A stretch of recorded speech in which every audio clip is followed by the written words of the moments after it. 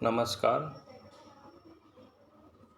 आज हम पढ़ेंगे एक्सरॉलिन सिद्धांत का आलोचनात्मक परीक्षण, क्रिटिसिज्म ऑफ एचो थ्योरी।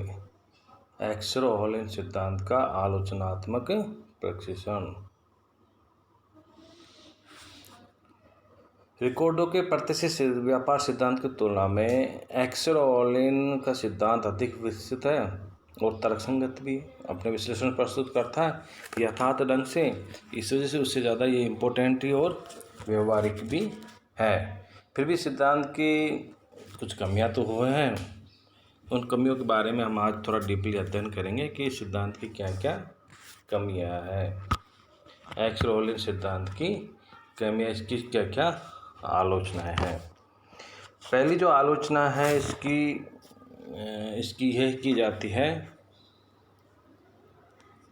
पहली जो आलोचना उसकी है, इस सिद्धांत के अनुसार दो देशों या क्षेत्रों के बीच व्यापार का प्रमुख कारण साधन उपलब्धता में भिन्नता है। एक राष्ट्र उन वस्तुओं का उत्पादन और निर्यात करेगा जिनके उत्पादन में उस राष्ट्र में बहुलता में साधन उपलब्धता का गहनता से उपयोग होता है। इसका सामान्य अर्थ है कि ऐसे राष्ट्र आपस में व्यापार नहीं कर सकते जिनके साधन उपलब्धता लगभग एक जैसी है। किंतु वास्तविक जगत में यह देखा गया है कि अंतर्राष्ट्रीय व्यापार का एक बड़ा हिस्सा उन राष्ट्रों के बीच होता है जिनकी साधन उपलब्धता समान होती है। उदाहरणतः हम देखें तो 2005 में कुल विश्व व्यापार का 3/4 भाग विकसित राष्ट्रों का था, जिसमें से लगभग आधा व्यापार विकसित राष्ट्रों में आपस में ही था। इसका अभिप्राय ये हुआ कि लगभग समान साधन उपलब्धता वाले राष्ट्र भी आपस में व्यापार करते हैं। अतः एक्सरॉलिन सिद्धांत ऐसी स्थिति में कोई संतोषजनक उत्तर नहीं दे पाया। पहली आलोचना ठीक भी है। दूसरी आलोचना है, एक्सरॉलिन सिद्धांत के मान्यता के अनुसार तुलनात्मक लागतों पर परिवहन लागतों, प्रशुल्क आदि का कोई प्रभाव नहीं पड़ता, जबकि वास्तविक जगत में यह सर्वविदित है कि भौगोलिक दूरियों का प्रभाव वस्तुओं के परिवहन लागत पर स्पष्ट रूप से पड़ता है तथा राष्ट्रों द्वारा अपनी सीमाओं को पार करने में अनेक प्रकार के प्रशुल्क तथा अन्य प्रकार के प्रतिबंध लगाए जाते हैं जो तुलनात्मक लागत को प्रभावित करते हैं। अतः साधन अनुपातिक सिद्धांत अंतर्राष्ट्रीय व्यापार को समझने में सक्षम नहीं है, क्योंकि जैसा कि ऊपर बताया गया है कि यह लागतों को प्रभावित करने वाले तत्वों जैसे परिवहन लागत, प्रशुल्क, पैमाने के आंतरिक व बाह्य बस्ते आदि की उपेक्षा करता है। सेकंड पॉइंट, तीसरी जो आलोचना इसकी की जाती है एक्सरॉलिन सिद्धांत की, कि इसके अनुसार श्रम की कुशलता में कोई भिन्नता नहीं पाई जाती, जबकि वास्तविक जगत में श्रमिकों की कुशलता में बाहरी अंतर देखने को मिलता है। जैसे डॉक्टर, इंजीनियर, किसान या व्यापारी की प्रत्येक कुशलता में बाहरी अंतर पाया जाता है। जैकब वाइनर ने इसी मान्यताओं को लेकर इस सिद्धांत की आलोचना की थी कि साधन विशेष के प्रत्येक इकाई में गुणात्मक भिन्नता को स्वीकार न करना इस सिद्धांत की एक बड़ी कमी है। चौथी आलोचना क्रिटिसिज्म किस बात से की जाती है कि इसने स्थितिक मान्यताओं पर आधारित है। सिद्धांत यह उत्पादन के साधनों की स्थिर मात्रा, दिया उत्पादन फलन, समान व देवी तकनीकी, उपभोक्ताओं की देवी समान पसंदगी आदि सभी स्थितिक मान्यताओं पर आधारित है जो कि वास्तविक जगत की परिस्थितियों से मेल नहीं खाती। फिर यह इस अवास्तविक मान्यता को भी लेता है कि दोनों राष्ट्रों में दोनों वस्तुओं के उत्पादन स्तर पैमाने के प्रतिफल पर कार्यरत है। 5 जो आलोचना दे रखी है उसमें साधन का अंतर्राष्ट्रीय अगतिशीलता, मैंने पॉइंट लिख रखा है स्क्रीन पे, इसको लिख भी रखा है। साधनों के अंतर्राष्ट्रीय अगतिशीलता की मान्यता को अनेक अर्थशास्त्रियों ने चुनौती दी है। वस्तुतः अंतर्राष्ट्रीय व्यापार के अंतर्गत वस्तुओं के साथ सेवाओं, मानवीय पूंजी का भी विनिमय होता रहा है।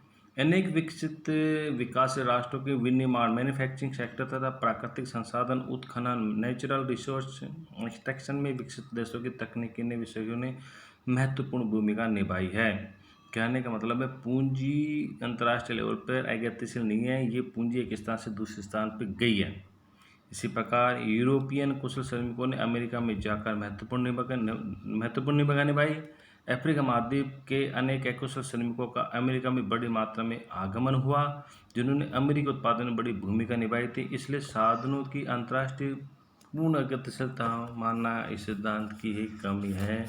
लेबर का और पूंजी का समय समय पर माइग्रेशन होता रहता है, एक देश से दूसरे देश में जाती रहती है। इस वजह से ये मान्यता भी सही नहीं है, इसकी आलोचना का पात्र बनाए सिद्धांत इस मान्यता की वजह से। अगली है वस्तु और साधन दोनों बाजारों में इस सिद्धांत ने पूर्ण प्रतियोगिता की मान्यता मानी है, जो भी असंगत है, क्योंकि बाजार में अनेक अवरोध होते हैं, बाह्यताएं होती हैं, प्रतिबंध आदि पाए जाते हैं, जिसके कारण उत्पादन लागत और वस्तु कीमत में समानता पाया जाना कठिन होता है।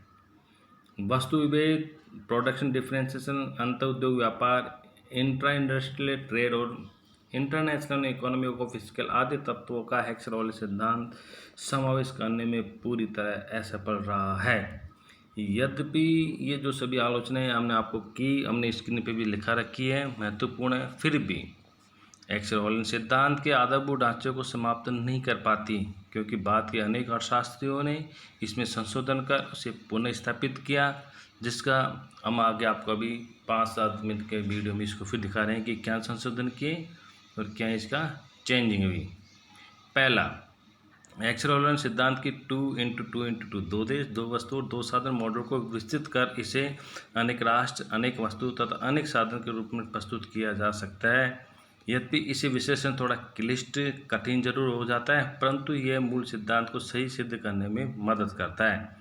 लेकिन शर्त यह है कि वस्तुओं की संख्या साधनों की संख्या के बराबर या थोड़ी अधिक हो। यद्यपि इस तरह के सामान्यीकरण जनरलाइजेशन करने में कुछ तकनीकी तथा गणितीय बाधाएं रही हैं, फिर भी इस दिशा में अनेक प्रयोग किए गए हैं और किए जा रहे हैं, वर्तमान में भी किए जा रहे हैं, भविष्य में भी किए जाएंगे।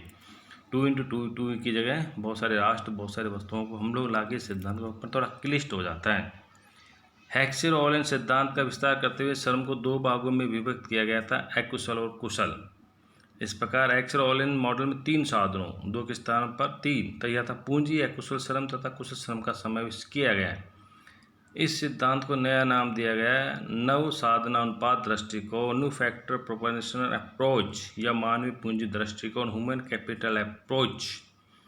इसके अनुसार विभिन्न राष्ट्रों को इन तीनों प्रकार के साधनों के आधार पर उनकी साधन बहुलता का आंकलन कर पुनः हेक्सरॉल सिद्धांत के विस्तृत स्वरूप में सही सिद्ध किया जा सकता है। आगे के जो वीडियो है उसमें आपको दिखाएंगे हेक्सरॉल सिद्धांत का आनुभविक परीक्षण, लियोनथिफ विरोधाभास के बारे में बताएंगे, जो बहुत ही इंपॉर्टेंट होता है और एग्जाम में आता ही है, और पीजी लेवल पे और इंटरव्यू में इस लियोनथिफ विरोधाभास को पूछते हैं, और बाकी की इम्पोर्टेंट चीज़ है ये भी। धन्यवाद।